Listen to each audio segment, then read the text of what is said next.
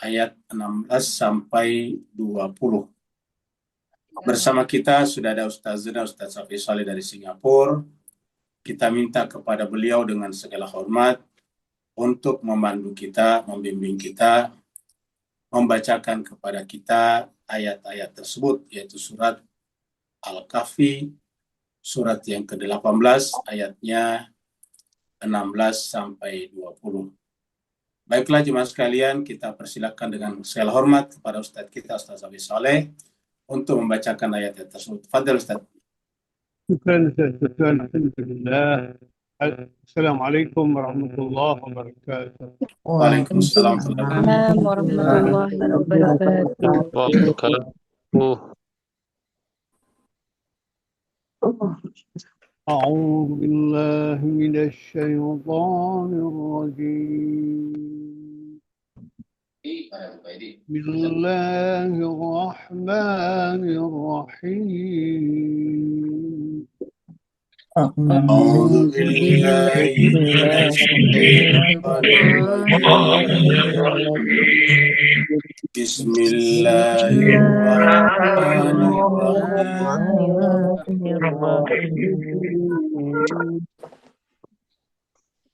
وإذ اعتزلتموهم وما يعبدون إلا الله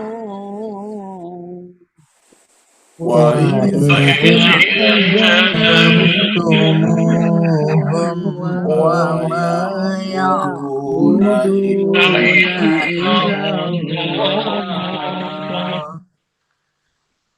فأووا إلى الكهف ينشر لكم ربكم من رحمته فأووا إلى الكهف ينشر لكم من رحمته ويهيئ لكم من أمركم مرفقا ويهيئ لكم من أمركم مرفقا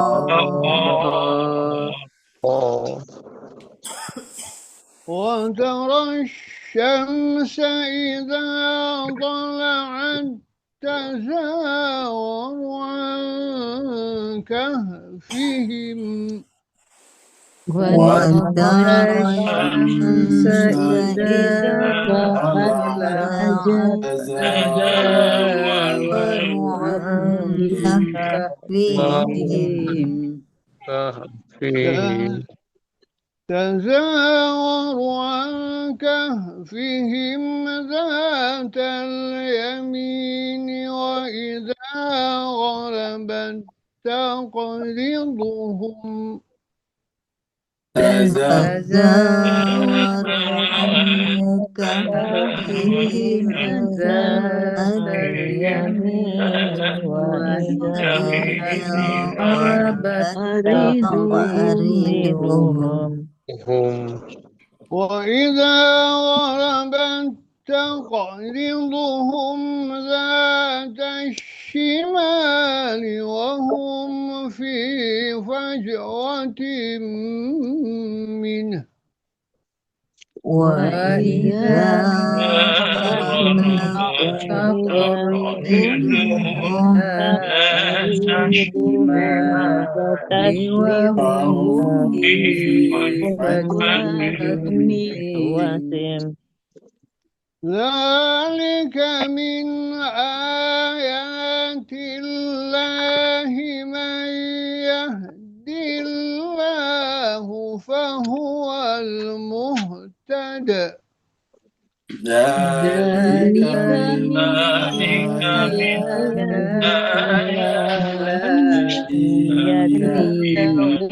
فهو المهتد ومن يضلل فلن تجد له وليا مرشدا ومن يضلل فلن له تجد له وليا وليا مرشدا وتحسبهم أيقاظا وهم رقود ونقلبهم ذات اليمين وتحسبهم أيقاظا وهم رقود ونقلبهم ذات اليمين وذات الشمال وكلبهم باسط ذراعيه بالوصيد وذات الشمال باسط ذراعيه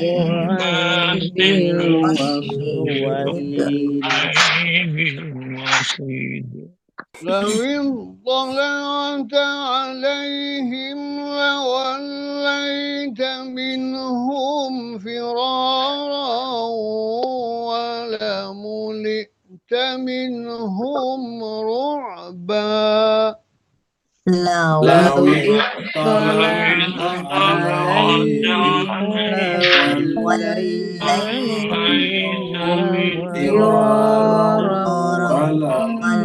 ولملئت منهم رعبا وكذلك بعثناهم ليتساءلوا بينهم وكذلك بعثناهم ليتساءلوا بينهم قال قائل منهم كم لبثتم قالوا لبثنا يوما أو بعض يوم قال قائل منهم كم لبثتم قالوا لبثنا يوما أو بعض بما يوم لبثتم قالوا ربكم أعلم بما لبثتم فابعثوا أحدكم بورقكم قالوا ربكم أعلم بما لبثتم فابعثوا أحدكم بورقكم هذه إلى المدينة فلينظر أيها أزكى طعاما هذه إلى المدينة فلينظر أيها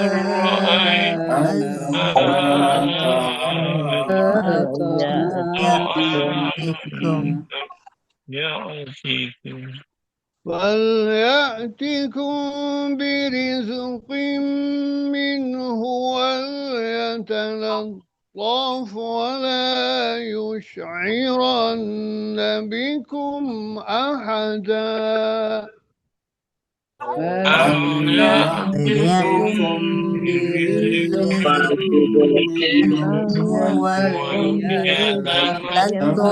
ولا يظلمون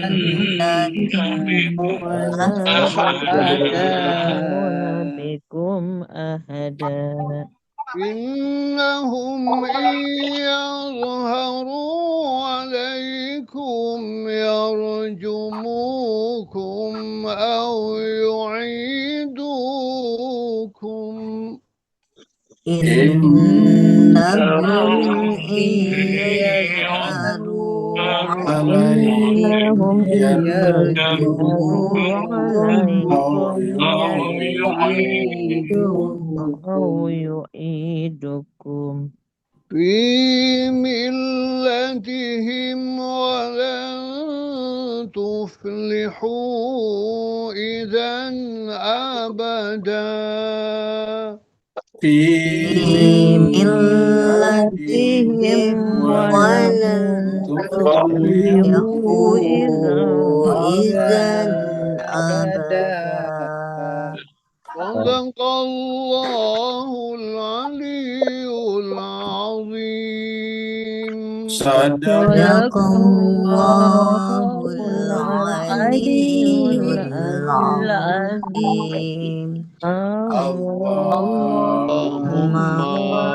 صل وسلم وبارك وبارك على على رسول الله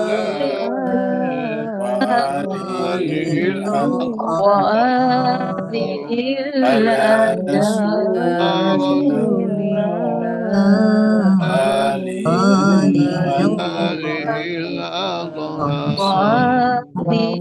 اللهم صل على محمد وعلى اللهم صل على محمد محمد اللهم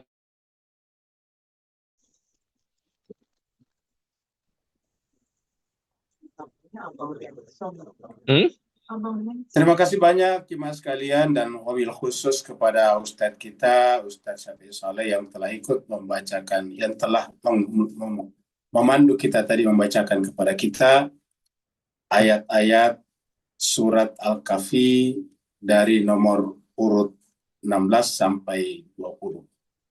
Semoga apa yang beliau bacakan kepada kita dan amalkan untuk kita menjadi wasilah bagi beliau untuk nanti di akhirat mendapatkan tempat yang Amin. Begitu juga semua jemaah tadi yang ikut membaca Al-Quran dimuliakan juga tempatnya di dunia dan di akhirat. Kita teruskan surat Al-Kahfi. Surat Al-Kahfi adalah nomor urut 18. Al-Kahfi adalah gua. Surat ini turunnya di Mekah, maka disebutlah dengan surat Makkiyah. Jumlah ayatnya 110 ayat. Dan seperti biasa, sebelum kita lanjut pada ayat ke-16, kita ulangi kembali ayat 15.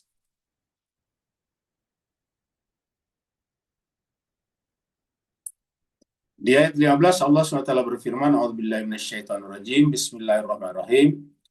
Ha'ulai qaumun attakhadhu min dunihi aliha. Jadi, kaum yang mengejar dan ingin membunuh Ashabul Kahfi adalah mereka yang telah mempersekutukan Allah secara keyakinan.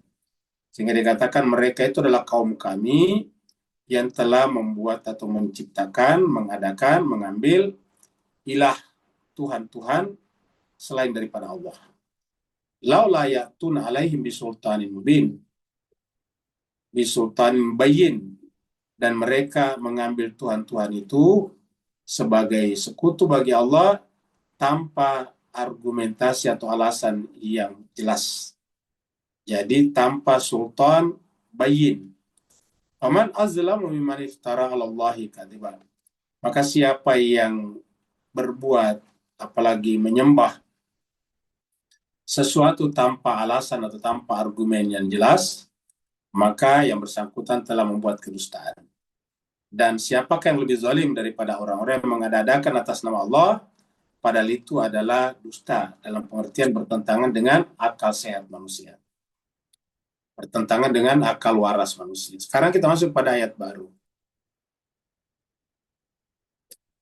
Jemaah sekalian, sebelum kita lanjut, kita sampaikan bahwa nanti di akhir pertemuan kita membaca doa secara khusus untuk mertua dari jemaah kita. Jemaah kita ini ada namanya Ibu Galuh. Pasti kalau memperhatikan nama-nama yang hadir, biasa memperhatikan Ibu Galuh. Ibu Galuh Haryanto kalau tidak salah namanya. Itu ibu mertuanya meninggal dunia tadi siang jam 12-an. Dan besok insya Allah akan dikebumikan. Jadi nanti kita iringi kepergian ibunda almarhumah tersebut dengan membaca doa untuknya. Namanya adalah almarhumah Ibu Heti binti Manopo. Kita teruskan pada ayat 16.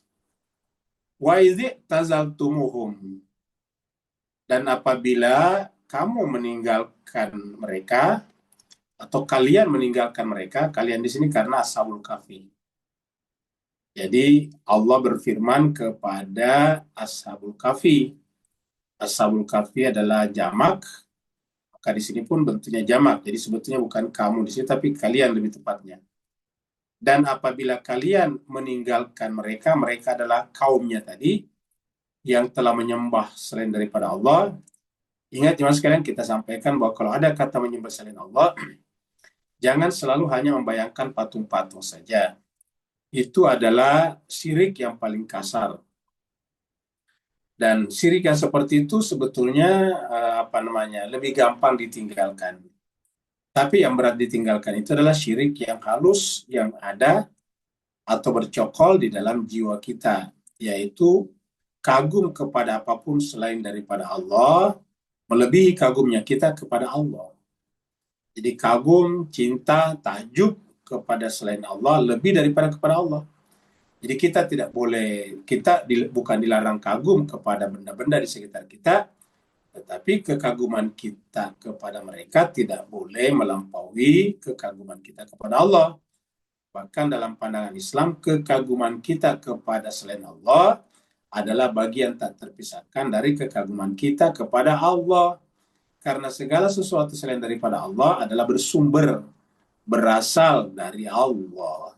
Sehingga semua keindahan yang kita kagumi, kekuatan yang kita takjubi, selain daripada Allah adalah kekuatannya, keindahannya adalah merupakan turunan daripada kekuatan dan keindahan Allah. Seperti itu. Jadi harus merupakan bagian tak terpisahkan dari kekaguman kita, cinta kita, ketakjuban kita kepada Allah Subhanahu wa Ta'ala. Jadi kalau kita melihat kembang yang indah, yang harum, maka adalah bagian tak terpisahkan dari kekaguman kita kepada keindahan Allah Subhanahu wa Ta'ala. Jadi makanya dikatakan, apabila kau meninggalkan mereka, kaummu yang menyembah selain Allah itu, ingat kata selain Allah jangan disederhanakan hanya dengan patung. Wa ma ya'buduna illallah. Kamu juga akan meninggalkan sembahan-sembahan mereka selain daripada Allah, maka fa'u ila kafi. Ini dari kata awa, yawi, kemudian menjadi amar, jadi fa'u. Jadi fa'u. Jadi fa'u. Maka berlindunglah ilal kafi, ke dalam gua. Jadi apabila kalian ini meninggalkan mereka dan apa yang mereka sembah, maka masuklah ke dalam gua. Ini makna lahirianya adalah Ashabul Kahfi yang meninggalkan kaumnya beserta rajanya yang lalim itu, lalu kemudian bersembunyi di dalam gua. Tetapi ini punya makna yang lebih luas, bukan hanya berlaku pada Ashabul Kahfi, tapi kita semuanya bisa menjadi Ashabul Kahfi, yaitu apabila kita ingin meninggalkan apa yang dikagumi manusia dan apa yang mereka sembah selain daripada Allah, maka harusnya mencari tempat berlindung di mana? Masuklah ke dalam gua. Apa itu gua? Dalam hati kita. Jadi hati kita semuanya adalah gua sebetulnya. Dan di sanalah nanti kita akan berdua bersama dengan Allah. Jadi masuklah ke dalam jiwa. Jadi artinya tinggalkan yang lahir saja dan masuk kepada yang batin. Karena yang lahir itulah yang merupakan fenomena. Yang lahir itu merupakan gejala, Sedangkan aslinya pembuat gejala, pembuat fenomena, namanya nomina adalah hati kita. Maka hati kita itu adalah al-kafi, gua sebetulnya. Dengan kita masuk ke dalam gua seperti Ashabul Kahfi, maka kita keluar dari relativitas. Kita keluar dari sesuatu yang berubah terus-menerus. Dan kita meninggalkan yang berubah terus-menerus dan masuk ke dalam kebaqaan. Jadi masuk ke dalam gua artinya fana dari dunia dan baqa di dalam keesaan Allah, di dalam wujud Allah SWT. Jadi kita masuk ke sana bergabung. Sebagaimana juga Ashabul Kahfi bergabung. Ashabul Kahfi siapa? Bisa kita sebut sebagai ibadi dalam surat Al-Fajr. Ketika Allah mengatakan fadkhuli fi ibadi, nah termasuk ibadi di situ adalah Ashabul Kahfi. Kenapa? Karena ibadi itu mulai daripada Nabi, Rasul, dan manusia suci tak terbatas kepada Nabi dan Rasul, tapi juga kepada orang-orang saleh yang fokus perhatiannya hanya kepada Allah seperti Ashabul Kahfi. Maka bergabunglah mereka. Jadi fadkhuli fi ibadi baru fadkhuli jannati. Termasuk di sini Ashabul Kahfi. Nah, jadi fa'u maka carilah tempat perlindungan ilal kahfi ke dalam gua. Yansyur lakum rabbukum min rahmati. Nah, dengan masuk ke dalam gua, maka Tuhanmu akan melimpahkan kepada kalian rahmatnya. Jadi rahmatnya akan dilimpahkan. Jadi rahmat Allah kalau kita ingin cari di dalam jiwa. Jadi kalau kita meminta rahmat, ya cari di dalam jiwa. Karena pernah kita sampaikan bahwa doa-doa kita itu banyak sekali berkenaan dengan rahmat. Contohnya, Rabbana la tuzigh qulubana ba'da idh hadaitana wa hab lana min ladunka rahmatan innaka antal wahhab. Di ayat 10 yang kita lewati, Rabbana atina min ladunka rahmah wa hayyi lana min amrina rasyada. Doanya Nabi apa namanya? Nabi Sulaiman, wa adkhilna bi rahmatika fi ibadika salihun. Jadi jelas rahmat di situ. Kita memberi salam. Assalamualaikum warahmatullahi wabarakatuh. Kita masuk masjid. Doanya Allahumma ftahli abwaba rahmatika. Jadi kalau kita masuk masjid, kita berdoa, Allahumma ya Allah, bukakanlah bagiku, Allahumma ftahli abwaba, pintu-pintu rahmatmu. Allahumma ftahli abwaba rahmatika. Ya Allah, bukakanlah pintu-pintu rahmatmu bagiku. Nah, jadi rahmat itu di mana kita temukan? Di dalam ini, di dalam Al-Kahfi, di dalam gua. Jadi kita sampaikan gua dalam pengertian khusus adalah guanya Ashabul Kahfi. Tapi gua dalam pengertian umum adalah hati-hati kita masing-masing, jiwa kita. Makanya nanti di ayat-ayat berikutnya kita ketemu. Kalau kita mau masuk ke sana harus dibersihkan dulu. Mulai caranya, mulai daripada makanlah, konsumsilah makanan, baik makanan lahir ataupun makanan batin. Makanan lahir adalah makanan seperti yang kita makan, sedangkan makanan batin adalah ilmu yang mensucikan jiwa. Nanti kita ketemu di ayat-ayat berikutnya. Kita sampaikan supaya kita tahu kemana ayat-ayat ini mengarahkan kita. Jadi ulangi lagi, wa iza tazaltumuhum wa ma ya'buduna illallah, apabila kalian meninggalkan kaummu. Kata meninggalkan di sini bukan berarti pergi dari tempat itu ya. Meninggalkan dalam pengertian tidak ikut arus apa yang mereka kerjakan, yaitu menyembah selain Allah. Yaitu apabila kamu menjaga jarak atau meninggalkan kaummu, wa ma ya'buduna illallah, dan apa yang mereka sembah selain daripada Allah, maka fa'u ilal kahfi, maka masuklah ke dalam gua, yansyur lakum rabbukum min rahmatih, maka niscaya Tuhanmu akan memberikan kepada kalian, melimpahkan kepada kalian rahmatnya. Wa yuhayyi lakum, dan Allah menyiapkan untuk kalian min amrikum, dari urusan kalian, mirfaqa sesuatu yang berguna, bermanfaat. Jadi artinya apa?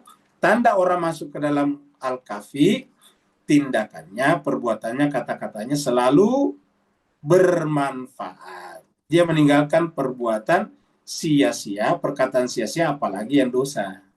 Ingat, kalau orang sudah sampai pada wilayah batin, maka jangankan berbuat dosa, bahkan berkata dan berbuat sia-sia pun tidak mungkin dilakukannya. Seperti orang mukmin dikatakan qad aflahal mu'minun alladzina hum fi shalatihim khasyun walladzina hum anil lagwi muridun. Yaitu orang-orang yang anil lagwi dan perbuatan sia-sia murid, ditinggalkan. Nah, jadi dengan demikian Al-Quran mengatakan kalau kita masuk ke sini maka nanti urusan kita, perkataan, perbuatan dan sebagainya, kita akan memilih yang berguna saja.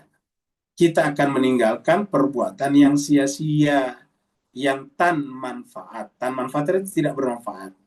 Jadi itulah tandanya orang. Jadi semakin esoterik seseorang, semakin bermanfaat, ya, semakin bermanfaat perbuatannya, semakin worth it perbuatannya. Tetapi sebaliknya, semakin eksoterik, semakin keluar seseorang dalam jiwanya, semakin meninggalkan batin, maka akan semakin banyak perbuatannya sia-sia, bahkan dosa. Maka orang-orang yang sudah sampai pada tingkat tinggal di dalam gua, dalam pengertian batin, maka kemudian tidak mungkinlah melakukan perkataan dan perbuatan yang sia-sia. Karena di sini katakan wa yuhayyi lakum min amrikum mirfaqa. Kalau sudah sampai di sini, maka Dia Allah akan menyediakan bagi kalian agar urusan-urusan kalian itu selalu mirfaqa. Mirfaqa itu berguna. Jadi mirfaqa itu berguna. Bahkan bukan hanya berguna, tetapi juga menciptakan kelembutan. Nanti kita lihat kelembutan. Karena kelembutan nanti itu namanya rifqun. Ya. Rafiq itu adalah yang lembut. Ya. Rifqun itu lembut daripada mirfaqa. Nah, jadi nanti intinya adalah bermanfaat. Coba kita lihat ayat pendukungnya di sini. Ini adalah surat Maryam ayat 48. Ini juga ada kata wa'tazilukum. Jadi wa'tazilukum. Kalau di sini kan tadi tumu. Kalau sini tazaltumuhum. Kalau kalian meninggalkan mereka. Nah, kalau di sini kan adalah wa'tazilukum. Ya. Jadi wa'tazilukum. Jadi di sini adalah a'tazilu dari kata intizala. A'tazilukum. Aku akan menjauhkan diri darimu. Wa'tazilukum. Kira-kira aku akan pergi dari kalian. Jadi wa'tazilukum wa ma ta'buduna min dunillah. Ini kurang lebih sama. Ini kata-kata Siti Maryam ini. Jadi Siti Maryam mengatakan begitu. Bundanya Nabi Isa. Termasuk wanita mulia, wanita penghuni wanita di surga. Termasuk siddiqah. Jadi wa'tazilukum wa ma tada'una min dunillah. Saya akan meninggalkan atau menjauhkan diri dari kalian dan apa yang kalian seru selain daripada Allah. Apa yang kalian sembah selain daripada Allah. Wa ada'u rabbi, dan saya hanya akan menyeru Tuhanku. Jadi kata ada'u di sini, jiwaku hanya berkomunikasi dengan Tuhan. Wa ada'u rabbi, dan saya hanya berdoa, berseru, memanggil, menyembah Tuhanku saja. Asa alla akuna bidu'ai rabbi syaqiyya. Jadi Allah mengatakan dalam ayat ini, asa, mudah-mudahan, semoga Allah akun, saya tidak menjadi, kata Siti Maryam di sini. Mudah-mudahan saya tidak menjadi apa? Bidu'ai, dengan doaku, berdoa kepada Tuhanku, syakia, kecewa. Jadi mudah-mudahan saya tidak kecewa dalam berdoa kepada Tuhan. Jadi kenapa menggunakan kata ini? Karena banyak orang yang kecewa kalau berdoa. Apa sebabnya? Bukan karena tidak dijabah, tapi karena yang didoakan itu adalah otoritasnya sudah diberikan Tuhan. Ya, jadi kita akan kecewa. Kecewanya bukan karena Allah, tapi karena cara kita memahami doa itu yang keliru. Maka kata-kata asa Allah aku nabi doai rabbi syaqiyya, semoga saya tidak keliru dalam memahami doa, sehingga doaku tidak membuatku kecewa kepada Allah, kepada Rabbku.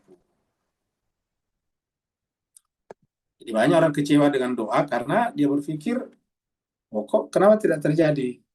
Kita sampaikan kalau doa itu mencakup seluruh aspek-aspek yang sudah Allah berikan kepada kita, yaitu akan terjadi masalah besar. Ya.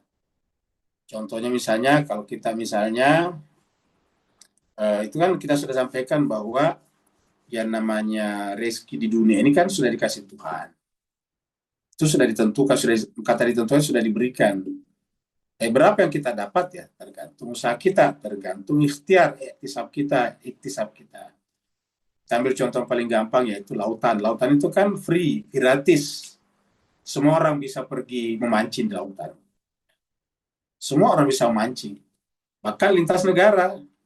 Ikhwan kita di Malaysia boleh masuk ke Indonesia memancing. Bagaimana ya? Yang penting bawa paspor, lewat imigrasi, boleh pergi memancing kalau sampai di sini. Ya, begitu juga kita ke Malaysia juga begitu. Kita pakai paspor, masuk migrasi, kita boleh memancing di sana juga. Jadi tidak ada masalah. Karena pada hakikatnya ikan itu tidak mengenal negara. Ikan itu tidak mengenal istilah citizenship. Ikan itu ya dia bermondar-mandir di di wilayah Indonesia, Malaysia, Singapura, Brunei, Filipina, sampai ke Australia sana, jadi mondar-mandir keluar masuk.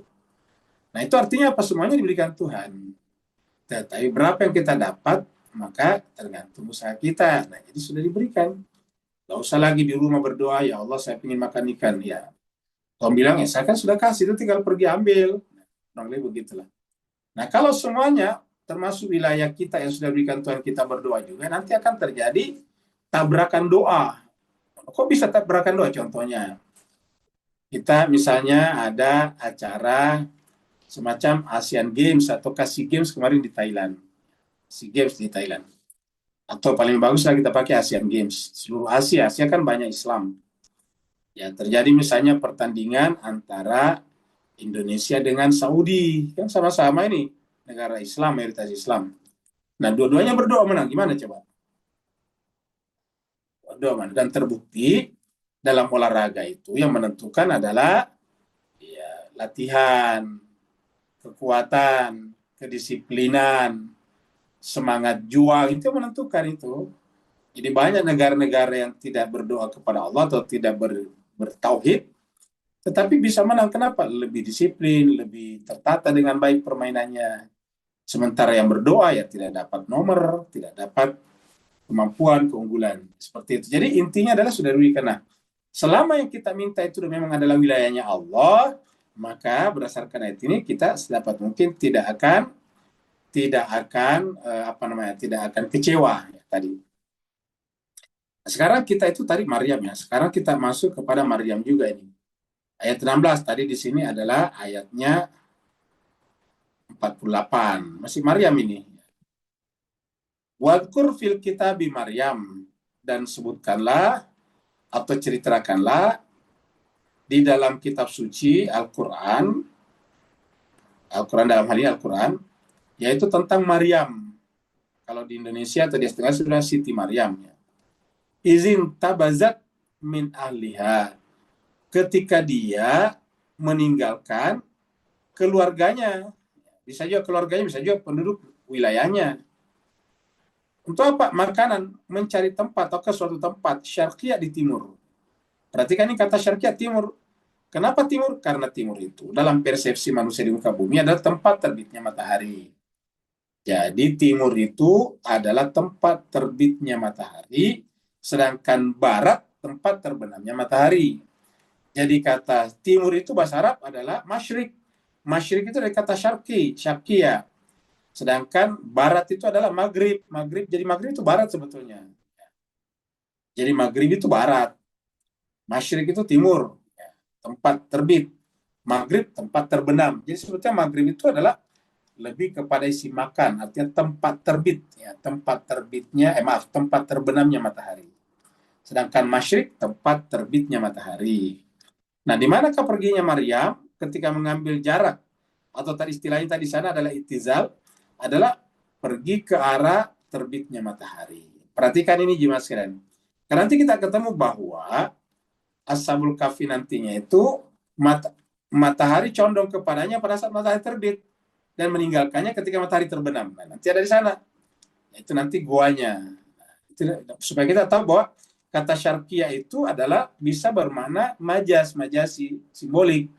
Yaitu ke timur, mengambil tempat ke timur, artinya apa? Tempat terbitnya matahari. Jadi dia datang ke matahari. Ya, terbit munculnya matahari. Nah, di manakah terbitnya matahari itu sebetulnya? Tadi kita sampaikan, dalam gua. Di manakah gua tadi itu? Di dalam jiwa kita. Jadi munculnya Allah itu pada diri kita, jiwa kita. Tuhan tidak mungkin muncul di planet-planet. Yang ada di sana adalah wujud planet karena wujudnya Allah. Tapi dia muncul, dia memancarkan cahaya ilahiyahnya pada jiwa kita. Pada jiwa kita. Nah, makanya jiwa kita itu artinya timur sebetulnya. Dan artinya Maryam itu bergerak ke dalam jiwanya. Ketika orang-orang, wanita-wanita pada saat itu bergerak keluar, mencari permata, mencari kosmetik, mencari make up, mencari baju yang bagus. Perempuan kan biasa begitu. Nah, karena perempuan kan pengen kelihatan lebih cantik, lebih wah dan sebagainya. Nah, Maryam ini kan wanita cantik. Tetapi ketika wanita-wanita seusianya adalah katakanlah pergi kemana-mana, mempertontonkan dirinya, Maryam itu justru sibuk dengan jiwanya. Izin tabazat min ahli. Makanya kita katakan ahli di situ bisa bermakna warganya, masyarakat di sekitarnya. Ketika masyarakatnya itu sibuk memoles dirinya, memperindah tubuhnya, maka Maryam justru masuk ke dalam jiwanya. Makanan syarqiyah. Seperti itu nantinya. Maka nanti dikatakan di sini nih. Ketika dia masuk ke timur, pergi ke timur, fattakhazat min dunihim hijaba. Maka apa yang terjadi ketika pergi ke timur? Dia terhijab dari warganya, jadi terhijab dari masyarakatnya. Masyarakatnya tadi yang hedon, masyarakatnya tadi yang flexing, dia terhijab. Fattakhazat min dunihim hijaba. Dia tidak terpengaruh. Kata-kata terhijab itu tidak terpengaruh. Ya. Orang-orang sibuk dengan skincare, sibuk dengan macam-macam, dia justru memperindah, mempercantik jiwanya. Karena dengan percantik jiwanya, Allah akan muncul di sana. Karena di sanalah tempat terbitnya matahari, yaitu Allah SWT. Farsala ilahi. Nah, ternyata setelah Maryam mengambil tempat di timur, yaitu dalam jiwanya terbitnya matahari, terbitnya cahaya, maka kemudian terjadilah hijab dengan masyarakatnya. Berbeda sekali, terjadi dikotomi di situ. Nah, setelah itu terjadi apa yang muncul belakangan? Nextnya itu adalah fa'arsalna ilaihim. Lalu kami mengutus kepadanya ruhana, ruh kami, yaitu malaikat. Fatamassala laha basyaran sawiyya. Maka dia berjumpa dengan apa? Makhluk malakuti yang paling luar biasa, yaitu malaikat. Terutama malaikat Jibril. Maka kemudian malaikat itu adalah tiba-tiba muncul di depannya. Fatamassala laha basyaran sawiyya. Seperti itu. Nah, jadi inilah jemaah sekalian terbahagia kaitannya nanti dengan surat Al-Kahfi. Dan kita tahu surat Al-Kahfi adalah surat yang ke-18. Surat Maryam adalah surat yang ke-19. Ya, ini surat Maryam surat 19. Kita lanjut lagi di sini.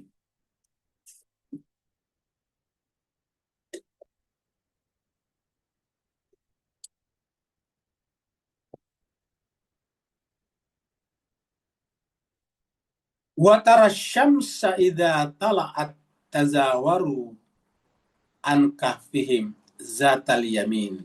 Perhatikan jemaah sekalian. Dan engkau melihat asyamsa matahari. Idza tala'at, apabila dia terbit, maksud matahari itu terbit, tazawaru, dia akan condong an kahfihim ke dalam guanya. Maksudnya dia akan mendekat ke dalam guanya. Kata-kata tazawar itu artinya ketika matahari terbit ke dalam guanya, seperti itu. Dari arah mana? Zatal yamin, dari arah kanan. Zatal yamin itu adalah dari sebelah kanan. Kenapa kanan? Karena kita sampaikan sebelumnya bahwa di surat Al-Isra yang baru kita lewati, pada saat berbicara tentang pada hari itu semua kelompok manusia dipanggil Allah berdasarkan imamnya. Maka di situ dikatakan siapa yang menerima catatan amalnya dari kanan, dialah yang baca kitabnya. Ya. Dikatakan yauma nad'u kulla unasin biimamihim. Ya. Pada saat itu kami akan memanggil manusia berdasarkan imamnya masing-masing. Ya. Dan siapa yang menerima kitabnya dari tangan kanannya, maka mereka itulah Yaqra'una kitabahum, yang akan membaca kitab mereka. Dari sebelah kanan. Di dalam Al-Quran juga surat Al-Waqiah ada golongan kanan. Ya, ada golongan kanan. Ada golongan kiri. Nah, di sini katakan wa tarasyamsa iza tala'at tazawaru an kafim zatal yamin. Jadi harus dari golongan kanan. Jadi artinya apa? Matahari terbit itu melalui orang yang berada di kanan. Maksudnya itu orang yang berada di golongan kanan. Dan golongan kanan itu nantinya adalah orang yang paling terdahulu dalam Islam. As-sabiqun as-sabiqun. Itu adalah golongan sebelah kanan. Ya, nanti di surat Al-Waqiah nanti kita bisa baca itu. Ya, panjang di surat Al-Waqiah. Tapi intinya adalah dari sebelah kanan. Wa idza gharabat. Nah, sebaliknya apabila nanti terbenam kan berarti matahari menghilang. Hilang dari pandangan. Begitu matahari hilang kan kita masuk dalam kegelapan. Sebaliknya kalau matahari tadi terbit, kita masuk dalam terang. Jadi wa idza gharabat taqriduhum, apabila matahari itu terbenam, takridu, maka matahari itu meninggalkan mereka. Ingat, takridu menggunakan kata meninggalkan mereka. Takriduhum. Ya. Jadi kalau kita meminjamkan sesuatu namanya qardan. Ya. Ini meninggalkan. Karena kalau kita meminjamkan sesuatu kan, sesuatu yang kita pinjamkan itu pergi dari kita. Misalnya, jemaah sekalian, Bapak, Ibu, Tuan, dan Puan meminjamkan mobil atau keretanya. Ya, mobil kereta itu kan dibawa orang. Dia pergi dari kita. Nah, sini kata-kata takriduhum. Ya. Jadi ketika matahari terbenam, maka matahari itu meninggalkan mereka. Dari mana? Zata shimal, sebelah kiri. Yaitu melalui golongan sebelah kiri. Jadi kalau kita bergabung dengan golongan kiri, ya matahari akan meninggalkan kita.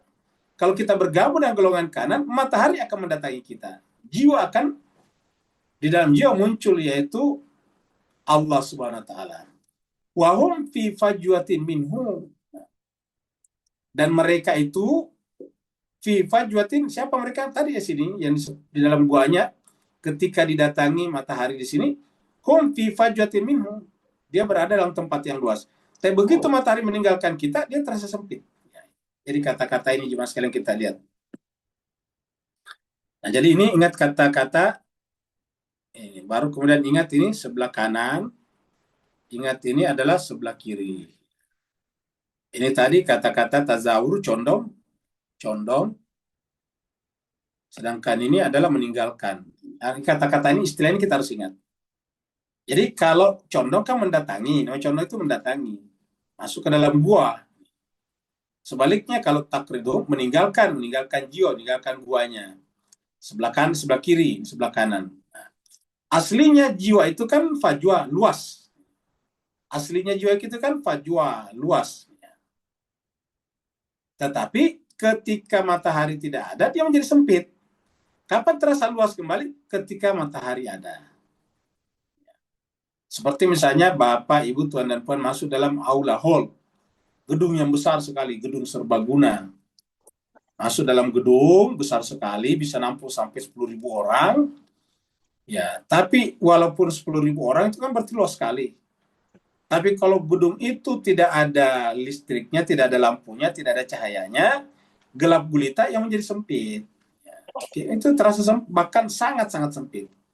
Sebaliknya, walaupun gedungnya tidak sebesar itu, hanya mungkin menampung sekitar 1.000 orang, tetapi kalau lampunya menyala, itu masih terasa luasnya.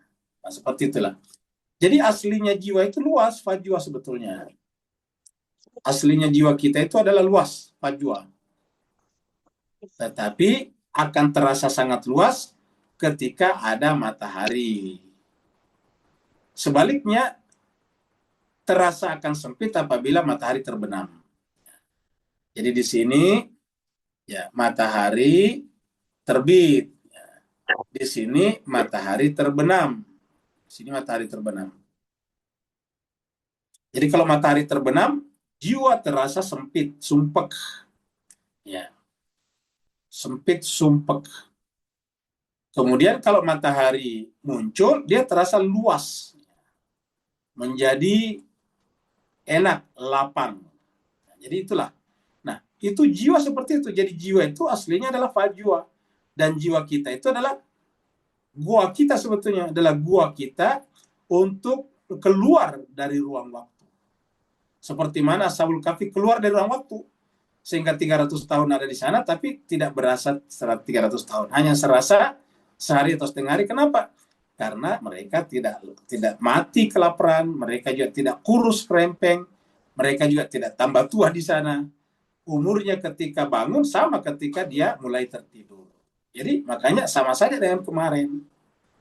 Wahum fi fajwatin minhu. Jadi kalau Bapak, Ibu, Tuan dan Puan ingin panjang umurnya, luas hidupnya, masuklah ke dalam batin.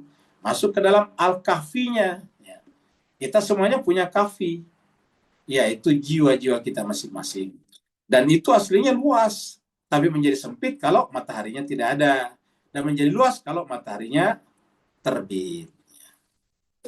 Dzalika min ayatillah. Itulah tanda-tanda kebesaran Allah ini.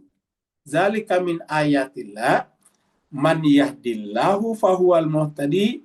Siapa yang Allah pandu, yahdilah, Allah di sini pelakunya Allah pandu. Siapa yang siapa yang dipandu Allah, fahuwal muhtad, maka dialah yang mendapatkan petunjuk. Siapa yang dipandu Allah? Artinya apa? Siapa yang Allah muncul dalam jiwanya. Allah di sini, ya. Jadi Allah di sini, jemaah sekalian, kita samakan dengan matahari di sini. Asyamsa dengan Allah. Kan dikatakan dalam surat An-Nur, Allahu nur, nurus samawati wal ardh. Jadi Allah itu adalah, kita ibaratkan dengan matahari. Perumpamaan, ingat sebelumnya di dalam Al-Quran ini Allah telah membuat banyak perumpamaan. Jadi Allah kita umpamakan dengan matahari. Nah, siapa yang mendapatkan matahari Allah, maka dia dapat petunjuk. Kenapa? Terang. Sebaliknya, siapa yang tidak mendapatkan petunjuk Allah, kan berarti dia gelap. Mataharinya terbenam.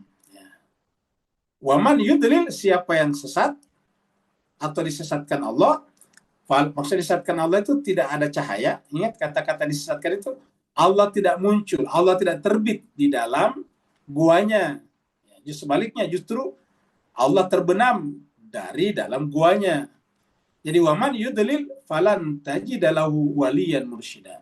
Siapa yang disesatkan ataukah tidak diberikan cahaya, falan tajidalahu, maka orang itu sekali-sekali tidak akan, kata lan itu never ya, never, sekali-sekali tidak akan menemukan tidak akan ada baginya waliyan, tidak ada wali baginya, mursyida, yang memberikan petunjuk ke jalan yang masuk akal, memberikan petunjuk kepada yang jalan rasional. Jadi mursyid itu adalah orang yang bisa berikan petunjuk ke jalan yang benar. Mursyid ini, mursyidah. Di masyarakat kita banyak orang nama mursyidah. Mursyidah itu sebetulnya kata-kata. Dari kata ingat rasyid sebelumnya. Ingat doa kita di ayat 10, Rabbana atina min ladunka rahmatan wahayyi lana min amrina rasyada. Ya. Jadi rasyada, ya. Jadi orang yang menunjukkan jalan kepada jalan yang rasyada namanya mursyidah. Makanya saudara-saudara kita di kalangan tarekat atau tasawuf biasanya banyak berbicara tentang mursyid. Jadi mursyid itu yang bisa membimbing, menggait mereka ke jalan yang masuk akal, jalan yang rasional. Mursyidah namanya.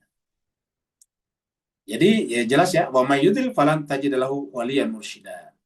Sebaliknya, man yahdillah fahuwal muhtad. Kita lihat ayat-ayat berikutnya. Tagabun. Surat 64 ayat 17. Allah firman, "Entuk ridullah." Ini tadi memberikan pinjaman karena mengeluarkan. Ya. Ingat tadi, siapa yang pada saat matahari terbenam, maka dia akan pergi darinya apa? Cahaya matahari. Karena tadi memberi pinjaman itu artinya apa? Melepaskan. Tukridullah, meminjamkan Allah, artinya kita melepaskan sesuatu kepada Allah. Jadi tubuh kita, harta benda kita, pikiran kita akan kembali kepada Allah kalau kita lepaskan di jalannya. Ingat, lepaskan di jalannya. Harta kita lepaskan di jalannya, maka kembali kepada Allah. Apa saja pikiran kita lepaskan di jalannya, kembali kepada Allah. Apa saja ilmu kita lepaskan di jalan Allah, maka kembali kepadanya. Intuk ridullah, siapa yang melepaskan kepada Allah atau memberikan pinjaman kepada Allah, maka menjadi qardan hasanah, maka itulah pelepasan yang paling baik. Itulah pinjaman yang paling baik. Ya, kenapa paling baik? Yudha'ifhu lahu lakum. Maka Allah akan melipat gandakan untuk kalian. Allah melipat gandakan untuk kalian, wa yaghfir lakum. Bukan hanya melipat gandakan pahalanya, tapi juga dosa-dosa kalian diampuni. Jadi kebaikan membengkak, membesar, menjadi multiplier, tetapi sebaliknya yang bersifat dosa mengecil, hilang, kempes. Wa yaghfir lakum. Jadi bayangkan kalau dosa kempes, hilang. Sebaliknya kebaikan membesar, pahala membesar. Wallahu syakurun halim. Karena Allah itu adalah menerima, syukur itu menerima, halim dan penyantun. Menerima pinjaman dari hambanya dan menyantuni hambanya dalam bentuk apa? Melipat gandakan dan mengampuni dosa. Jadi halimnya di sini, ya, yudha'ifhu dan yaghfir lakum. Ya. Sedangkan syakura adalah di sini, menerima pinjaman. Kata-kata syakura itu menerima. Makanya kalau kita mengatakan syukran, terima kasih. Artinya saya terima dengan ucapan terima kasih. Surat Al-Isra, surat 17, ayat 97. Wa may yahdillahu, siapa yang Allah berikan petunjuk, fahuwal muhtadi, itu sama. Jadi hanya orang yang diberi petunjuk Allah mendapatkan petunjuk. Bagaimana tadi mendapatkan petunjuk dari Allah? Ketika Allah terbit di dalam gua hati kita. Ketika Allah terbit dalam gua hati kita, berarti hati kita mendapatkan cahaya dan kita pun namanya menjadi al-muhtad. Sebaliknya, waman yudlil falan tajid lahu auliya amin duni. Apa itu yudlil, sesatkan? Yaitu terbenam matahari Allah dari jiwa, hilang. Maka muncullah kegelapan. Kegelapan itu sesat. Makanya disebut dengan dia disesatkan Allah. Kenapa? Karena Allah pergi dari jiwanya. Siapa yang buatnya pergi? Ya kita juga, pemilik hati, pemilik gua. Wa man yudlil falan tajid lahum auliya amin dunihi. Siapa yang disesatkan Allah, maksudnya siapa yang ditinggalkan jiwanya oleh Allah, maka jiwanya akan berada dalam kegelapan, maka tidak ada lagi wali penolong baginya selain daripada Allah. Tidak akan mungkin menemukan matahari, karena matahari cuma satu. Makanya kalau kita sudah terbenam matahari, ya nggak bisa. Nggak pernah ada matahari terbit di tengah malam. Karena kan matahari cuma satu di apa namanya, di Bima Sakti kita ini. Nah, karena cuma satu mataharinya, kalau mataharinya terbenam, ya nggak ada lagi. Allah itu cuma satu, maka ketika dia hilang dari jiwa kita, ya falan tajidalahum auliya amin duni. Wa nasyurhum yaumal qiyamah, dan kami akan kumpulkan mereka di hari kiamat, ala wujuhim, dalam keadaan wajah-wajah mereka, umyan wa bukman wa summa.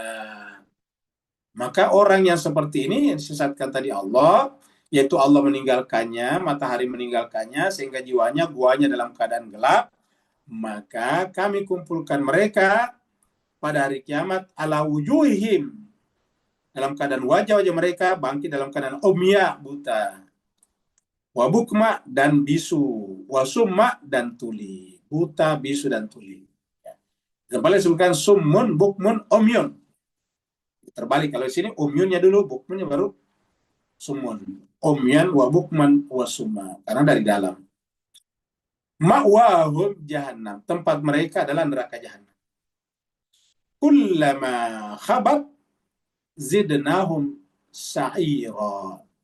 Setiap kali neraka jahanam itu padam, atau mau padam, maka zidnahum, kami akan tambahkan lagi sa'ira, nyala api. Artinya tidak pernah bisa padam selama-lamanya seperti itu. Nah, jadi jemaah sekalian berbahagia, inilah yang kita coba perbaiki hati kita, karena ternyata memang hati yang sangat menentukan.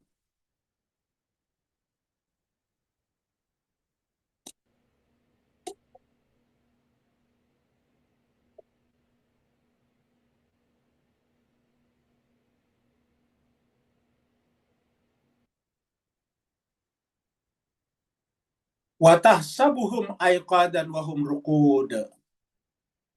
Dan kamu akan menyangka mereka terbangun, padahal mereka tidur rukud, tidur nyenyak. Jadi kamu menyangka mereka terbangun, padahal mereka itu tidur. Nah, pernah kita angkat hadis di sini, bahwa Nabi itu, kamu melihat matanya tertutup, padahal hatinya terbangun. Jadi apa artinya? Bahwa matanya, mata lahirianya tertidur, tapi mata batinnya terbangun. Itulah tadi kalau kita masuk ke dalam gua. Jadi kalau orang sudah sampai pada batin, seperti para nabi, rasul, dan para manusia suci, itu sebetulnya tidak pernah tertidur batinnya. Kalau kita melihat tertidur, ya mata kepalanya, tetapi batinnya tidak pernah lagi tertidur. Beda dengan kita. Ya, kalau beda dengan kita. Kalau kita mata terbuka, tetapi batin kita tetap tertidur. Apalagi kalau memang tidur. Jadi kita ini banyakkan tidur batinnya. Dalam keadaan mata terbuka, terbelalak, kemana-mana, tetapi batin kita tetap tertidur. Mati. Sedangkan Nabi, mata kepalanya tertidur, tetapi batinnya tidak pernah tidur. Jadi, aiqadha, bangun. Nah, ayat inilah menjelaskan secara rohani bahwa nabi-nabi dan rasul-rasul bisa menerima wahyu dalam keadaan tertidur.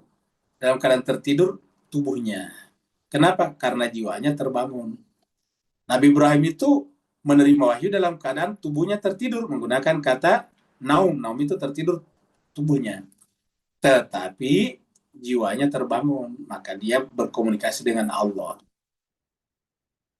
Nabi Muhammad kita dalam Al-Quran ceritakan beberapa kali mendapatkan informasi dari alam batin ketika matanya tertidur, disebut dengan bermimpi. Tentang misalnya tentang Putu Mekah misalnya, disampaikan kamu nanti akan masuk Masjidil Haram dalam keadaan aman. Artinya tidak terjadi pertumpahan darah, tidak terjadi peperangan. Dan itu benar. Jadi watahsabuhum aiqadan wa hum ruqud. Nah, jadi kalau kita sudah tingkat batin, ya yang tidur itu cuma mata kepala, tetapi mata batin selalu terbangun. Sehingga dikatakan watahsabuhum aiqadan wa hum ruqud. Wa nuqallibuhum zatal yamini wa zatal shimal. Tubuhnya itu berbolak-balik ke kanan dan ke kiri. Kanan dan kiri di sini bukan dalam pengertian tadi matahari, ingat, berbeda. Jadi artinya kanan dan kiri itu istilah ruang. Ruang. Ruang itu bagian daripada materi. Dan di sanalah nanti muncul waktu. Jadi ada materi, ada ruang, ada waktu. Ya. Waktu terkadang dianggap sebagai hanya penghalang penghitung daripada gerak. Makanya ada beberapa orang, baik filosof atau ahli fisika, menganggap waktu itu sebenarnya tidak ada. Yang ada adalah waktu itu cuma ilusi. Jadi ilusi pikiran saja itu tentang waktu. Karena kata mereka tidak ada waktu. Yang ada itu kan adalah siang malam. Siang malam itu kan gerak bumi relatif terhadap matahari. Seperti itu. Jadi itu hanya ilusi saja. Contoh kita melihat jam. Kita mengatakan waktu bukan itu jam. Jam itu apa? Jam itu adalah semacam mesin mekanik, mesin mekanis, ya, yang bergerak secara mekanis, secara tetap. Nah, kemudian kita sepakati bahwa 60 kali gerakan kita sebut dengan 1 menit. 60 menit kita sebut dengan 1 jam. Ya. Jadi itu hanya persepakatan saja, nggak ada hubungannya dengan waktu sebetulnya. Nah, jadi seperti itu. Ya, dia mengatakan begitu, walaupun mengatakan memang waktu itu ada. Tapi maksudnya bahwa waktu itu sebetulnya adalah konsekuensi saja daripada gerak. Maka dikatakan di sini, watassabukum aiqadahum rukun wa nuqallibuhum, kami membolak-balikan mereka zatal yamin dan zatal shimal. Jadi ketika kita melihat tubuhnya kan di alam dunia, bergerak kiri dan kanan. Ya, artinya tubuhnya tetap terikat dengan ruang, bergerak ke kiri. Pertanyaan, kenapa tidak jadi tua? Nah, ceritanya ataukah maknanya adalah bahwa tubuh kita itu sebetulnya terikat ataukah mengikut pada jiwa. Maka banyak orang yang walaupun rajin olahraga, rajin makan makanan yang bergizi, yang bagus, tetapi tetap aja kelihatan tua atau bahkan mungkin tidak berpikiran tidak bisa panjang umurnya juga. Kenapa? Ya, karena jiwanya yang menentukan, jiwa yang menentukan, pikiran yang menentukan. Jadi ingat, pikiran yang menentukan. Jadi kelihatannya mereka itu bergerak ke kanan dan ke kiri, tapi sebetulnya jiwa mereka itu adalah telah meninggalkan alam ruang, waktu dan gerak atau materi. Makanya dikatakan, kamu sangka mereka terbangun padahal dia tidur. Ya. Kamu sangka mereka terbangun padahal dia tidur. Kenapa? Karena kok kalau orang tidur kan pasti tambah lama tambah lapar, kemudian mungkin suatu saat dia mau, mohon maaf, kencing misalnya. Ya yang namanya tidur kan biasa kita terbangun pengen kencing, pipis. Nah, kenapa? Karena mekanisme biologis tetap berjalan. Kalau kita minum akan diproduksi, akan menjadi air kemih, air seni. Nah, jadi dia akan keluar. Secara biologis itu ada mekanismenya. Nah, tetapi ini tidak terjadi pada Ashabul Kahfi. Ya, jadi makanya dikatakan, kamu sangka mereka terbangun, padahal tertidur. Maksudnya tubuhnya itu tertidur. Yang namanya tertidur tubuh itu artinya apa? Artinya tetap terikat dengan hukum-hukum dunia. Ya.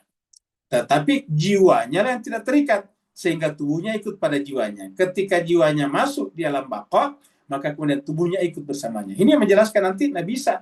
Ketika dia diangkat, dia tubuhnya ikut.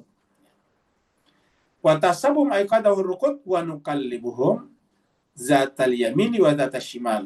Wa kalbuhum, dan anjing mereka, ingat kata-kata anjing, jadi anjing itu ada dalam Al-Quran.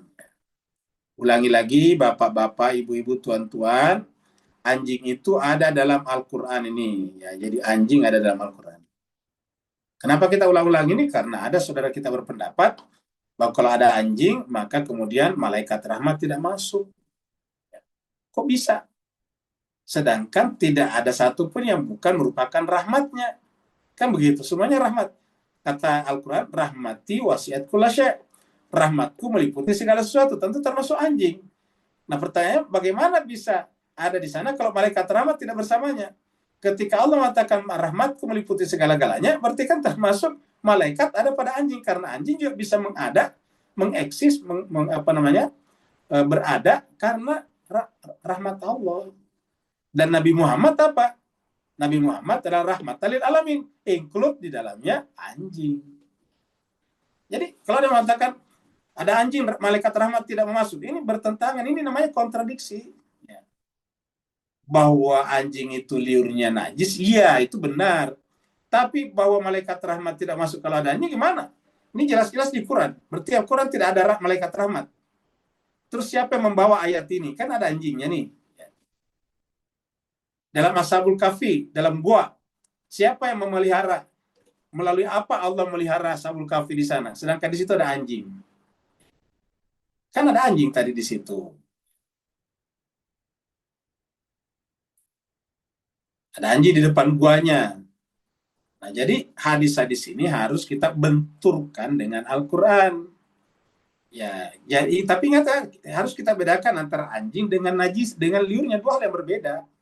Sama dengan kita manusia dengan darah kita. Kalau darah keluar kan itu najis, nggak boleh harus dibersihkan. Jadi kalau kita berdarah, misalnya kena peniti atau apa, berdarah itu najis.